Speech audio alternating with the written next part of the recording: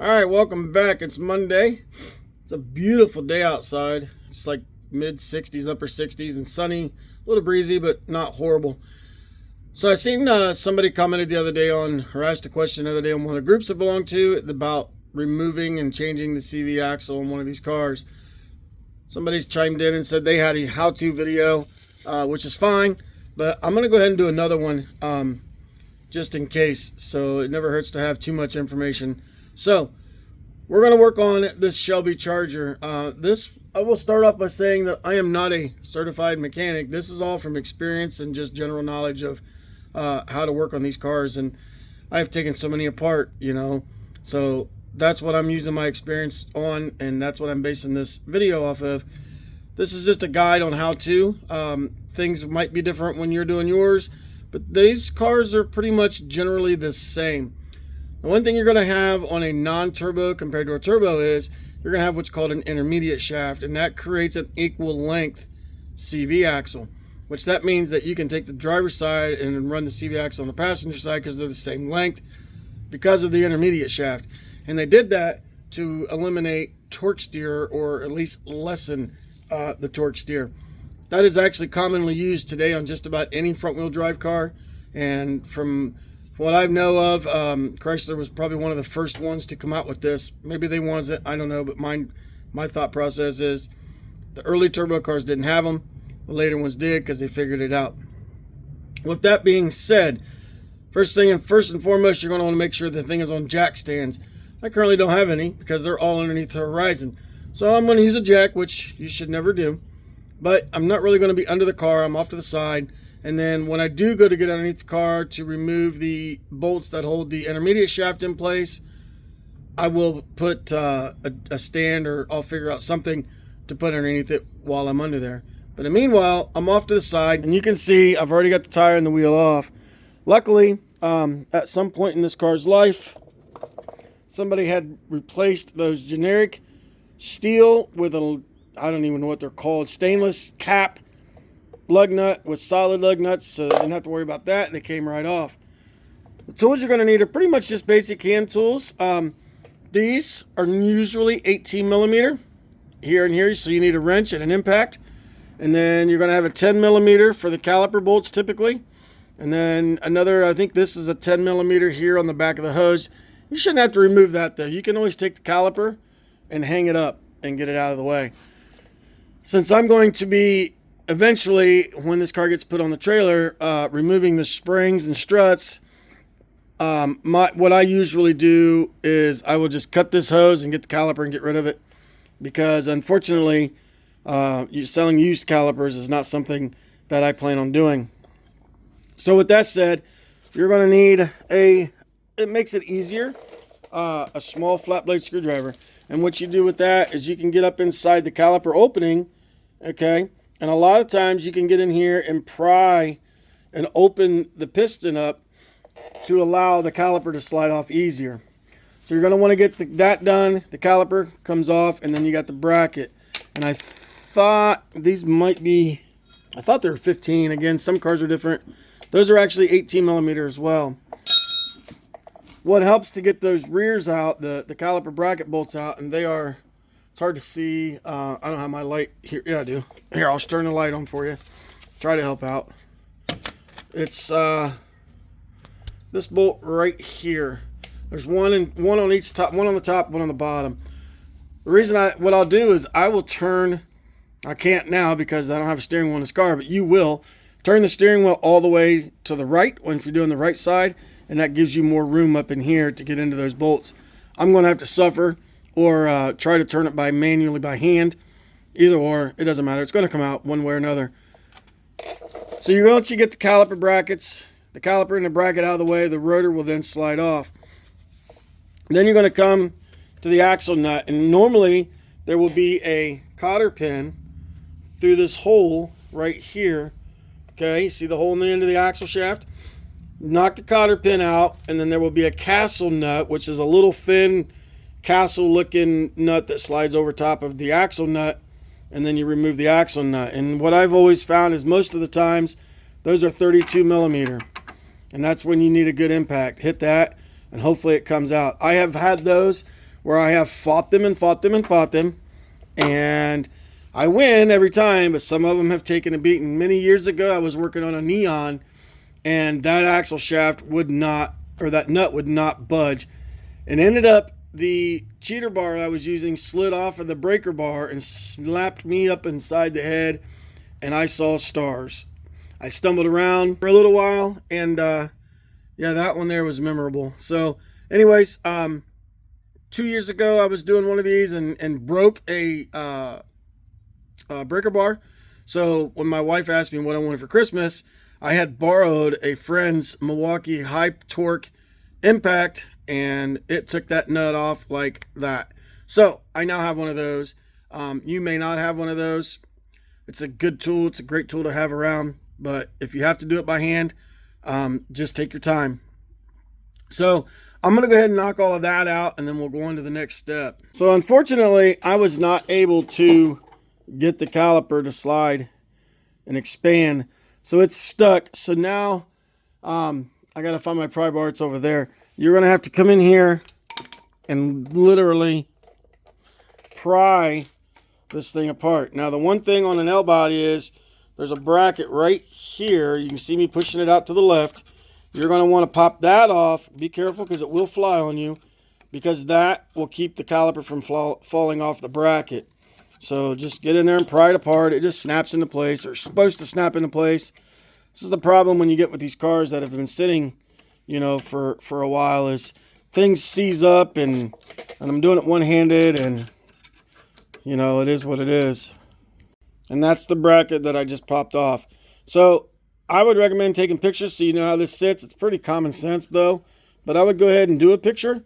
This way you can always refer back to it. You can always delete the picture when you're done.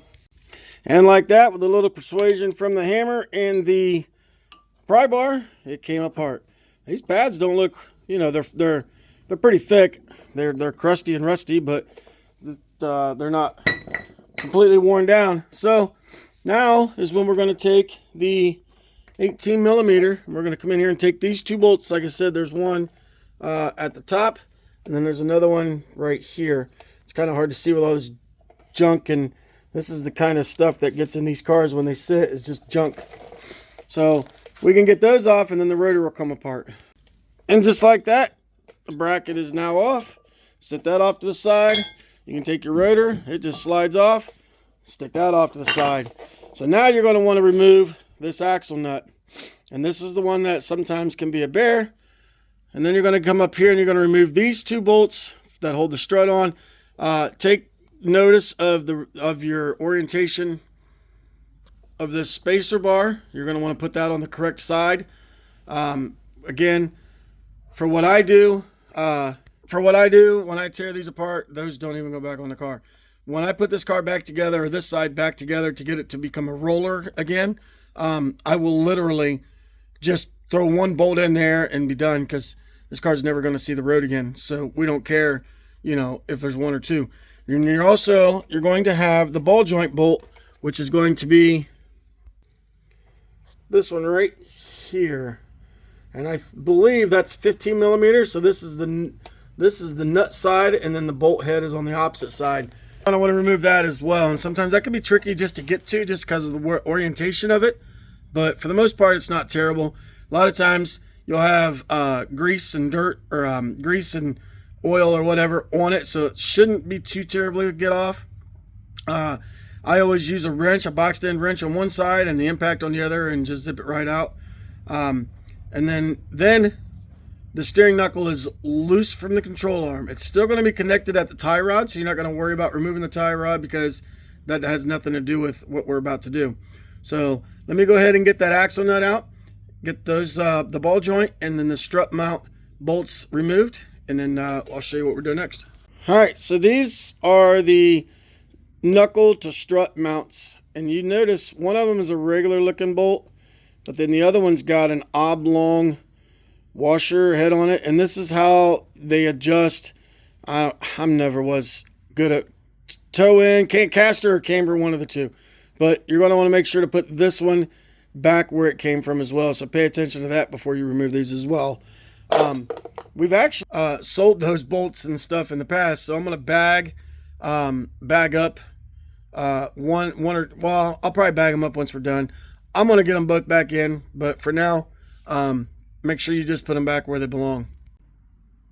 All right, and just like that, the ball joint, bolt, and nut are removed. Keep those because you're going to reuse those, and just set them off to the side. I'm on a little stool, rolling cart stool thing, and it's got a little tray underneath it that I just toss stuff in, and then as I put it back together, I put it back together. So here's the tricky part, and it's going to be more tricky about when you go to put it back together, because you have to pry the steering knuckle out of the control arm because the ball joint goes up into the bottom of the steering knuckle. When you're putting it back together, sometimes the pressure can be enough to just make it a little fight. What I make sure I do is when I put a jack or jack stand underneath it, put it under the frame rail, not under the control arm, because that will help. If you put it on the control arm, you're going to be fighting the jack stand as well as the sway bar. Sometimes I have had to remove the sway bar bracket bolts and drop the sway bar in order to give this control arm plenty of play for it to move. So it just depends. Some fight you more than others. Hopefully yours doesn't fight you at all and it goes right back together, but we're going to go ahead and pop this steering knuckle off. Let's swing it out of the side. Like I said, it's connected here still at the tie rod. And then that will allow us to get the, there's this big washer on the axle shaft too. That will allow us to slide the axle shaft towards the engine and get it out of the steering knuckle. So let's go ahead and knock that out. And there you go. Now the axle shaft is loose from the steering knuckle. And then I'm going to zoom in here and try to point out, this is the top of the ball joint. And it goes into the bottom of the steering knuckle in that hole. So if you notice, your ball joint will have a groove. It's hard to see, and you're probably not going to see it on the video, but if you feel on the back side, there's a groove in this, so it's not completely around all the way down to the base. That groove is where this bolt goes in, and that's what ties those two pieces together. So with that said, everything's out of the way. The axle shaft's hanging. Now on a turbo car, you're going to need to get up underneath here, and there are 2, maybe 3, I can't remember, I have to go under there and look, bolts that connect the half shaft bracket to the engine block. Technically, back when these cars were fairly new, you should have been able to separate the axle shaft from the intermediate shaft.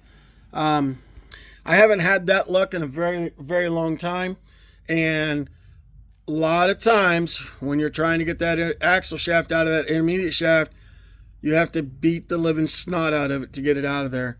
So when it comes to that, that's going to be another patience job.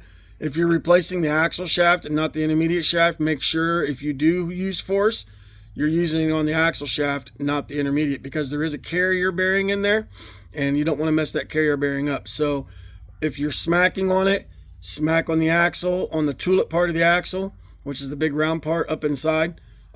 This is what they call the tulip, these pieces here, and then up inside there, it's got joints in there and they're tulip shaped. That's why I guess the generic term is tulip. But anyways, we're going to go ahead and get this out. Like I said, I'm going to put something under this car just to be extra safe. Sorry, you're looking at my nose. Glad I ain't got no boogers.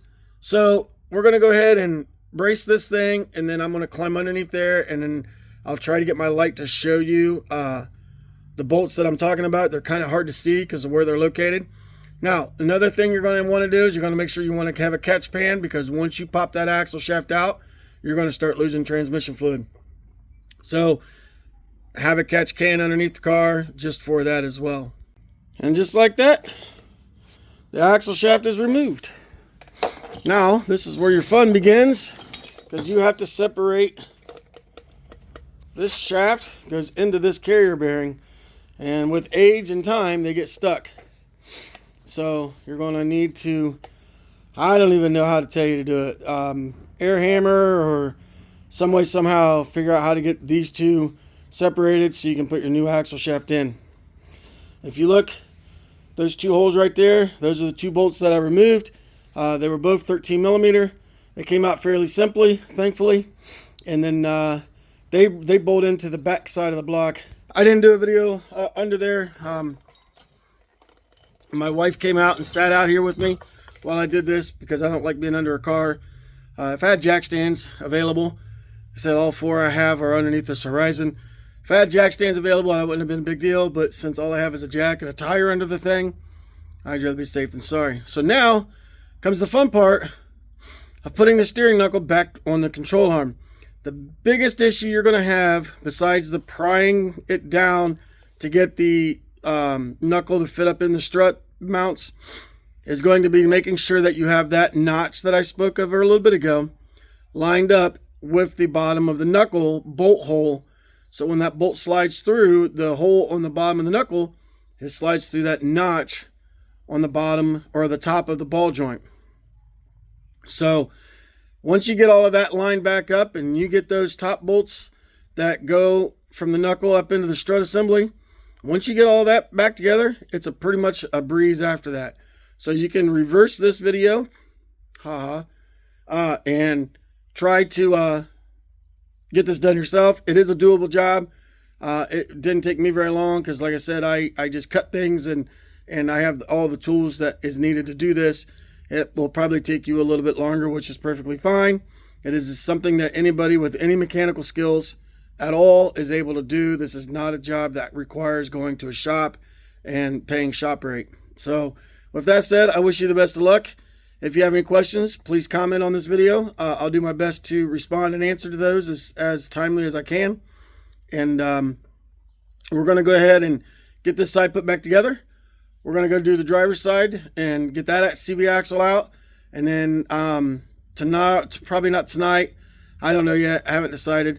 I got to get back under the car because I have to cut the exhaust flange bolts where the exhaust connects to the bottom of the turbo at the flange.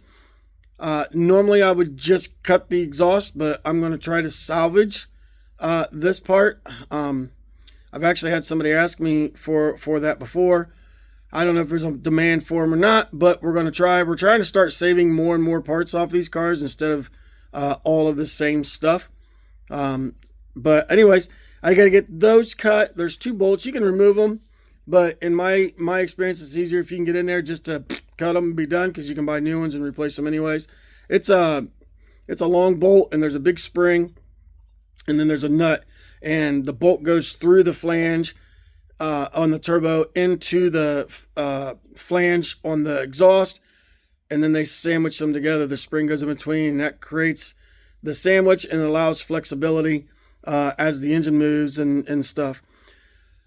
I get that off, and then I got to remove the power steering lines. Again, this is a parts car. I'm not replacing them. I'm not keeping them. If this was a car that I was trying to keep, I would unbolt them from either the pump or the rack and pinion one. I'm going to go in there and I'm going to cut both lines, call it a day. And then I have the dog bone mount. An L body it looks like a dog bone. If you're familiar with older 80s GMs, they had those on the front of the engine to the radiator support. And it's just like an extra motor mount to prevent the engine from rocking, give it some absorption from that. So remove those, remove that and get that out of the way. That's pretty much it. Then it's to get in here and start removing the motor mount bolts. And I got to roll this thing backwards. Like I said earlier in another video, I got to roll it backwards some so I can get the engine out. So anyways, that's how you remove an axle shaft on a L body. And like I said before, they're similar on all the models. So hopefully you're able to accomplish it. And I appreciate you watching. Don't forget to like, follow, subscribe. Leave me a comment of what you think and if there's anything else you want to see. Thank you and have a great day.